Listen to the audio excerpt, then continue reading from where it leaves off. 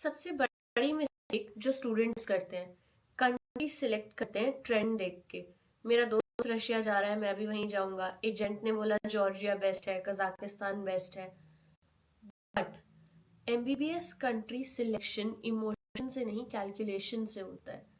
आज मैं आपको एग्जैक्ट फ्रेमवर्क दूंगी एंड आफ्टर दिस वीडियो आप खुद चूज कर पाओगे which country suits your budget and your career goal. So welcome to MBBS abroad master series episode 2। Last video में हमने बात करी कि एमबीबीएस अब्रॉड आपके लिए सही है या नहीं। आज हम नेक्स्ट स्टेप लेंगे, कंट्री कैसे चूज करें लॉजिकली।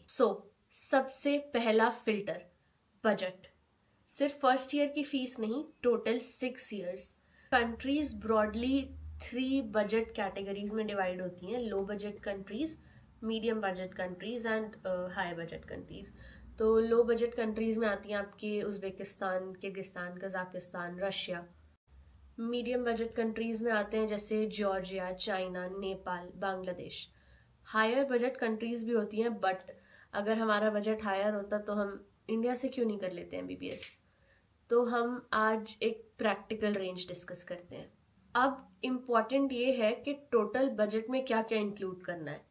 सबसे पहले तो आपका tuition fee, hostel, mess, food, visa renewal, medical insurance and flight tickets and your personal expenses obviously. अगर आपका टोटल बजट 25 लाख है तो 40 लाख वाली कंट्री में मत घुसो। फाइनेंशियल स्ट्रेस डिस्ट्रॉय करता है फोकस। कुछ कंट्रीज में हॉस्टल सस्ते होते हैं बट फूड एक्सपेंस ज़्यादा होता है या फिर करेंसी फ्लक्चुएशन हाई होता है। And also city matters. अगर आप कैपिटल सिटी में रह रहे हो तो वहाँ पे आपका रेंट ज़्यादा आएगा और वहाँ पे आपका पर्सनल एक्सपेंस भी ज़्यादा होगा। तो आप कंट्री, सिटी, यूनिवर्सिटी सिलेक्ट करने से पहले ये पता करो कि वहाँ पे मंथली एक्सपेंस कितना होता है। ऑल्सो कोई हिडन कॉस्ट या अदर कुछ एक्सपेंसेस भी हैं क्या। ये सब कहने को तो छोटे छोटे चार्जेस हैं, लेकिन ओवरऑल बाद में यही अप्रॉक्सीमेटली 3 से 5 लाख एक्स्ट्रा हो जाता है फिर। अब सबसे important filter, country selection depends on your final destination. Ask your self, मैं 10 साल बाद कहाँ प्रैक्टिस करना चाहता हूँ। If your goal is India तो सबसे पहले ये देखो कि वो यूनिवर्सिटी एनएमसी और ईसीएफएमजी से वेरीफाइड है या नहीं। And also for practicing in India you must clear your licensing exam regulated by NMC, so you need very strong preparation from starting. University 100% English हो, सेल्फ स्टडी एनवायरनमेंट मिले, affordable living हो so you can invest in PG prep. And most important, university आपको license to practice दे जहाँ से भी आप MBBS कर रहे हो। So countries like Uzbekistan, Kyrgyzstan are mostly chosen by many Indians because एक तो कॉस्ट मैनेजेबल है, दूसरा कुछ अच्छी यूनिवर्सिटीज में क्लिनिकल एक्सपोजर भी अच्छा है। बट रिमेंबर, प्रिपरेशन आपको खुद ही करनी है। अगर यूएस से टारगेट कर रहे हो, यूएसएमली, तो सबसे पहले ये चेक करो आपकी यूनिवर्सिटी डब्ल्यूएचओ से वेरीफाइड है या नहीं। और कंट्री से ज़्यादा इम्पॉर्टेंट है, आप ये चेक करो आपकी यूनिवर्सिटी आपको रिसर्च एक्सपोजर दे रही है या नहीं। क्योंकि मैं देखती हूँ अभी तक मेरे जूनियर्स के 3 से 4 रिसर्च पेपर्स पब्लिश हो चुके हैं और ये बहुत इम्पॉर्टेंट है यूएसएमली के लिए। तो आपको अर्ली प्लानिंग करनी होगी फॉर यूएसएमली। अगर यूनिवर्सिटी कम्प्लीटली रिजिड है और रिसर्च कल्चर वीक है तो यूएसएमली का पाथ डिफिकल्ट हो सकता है। Some countries often marketed for this, but check real research exposure, not brochure. And if your goal is UK, PLAB. For UK, communication skills is very important. Clinical interaction quality is important. English fluency is essential.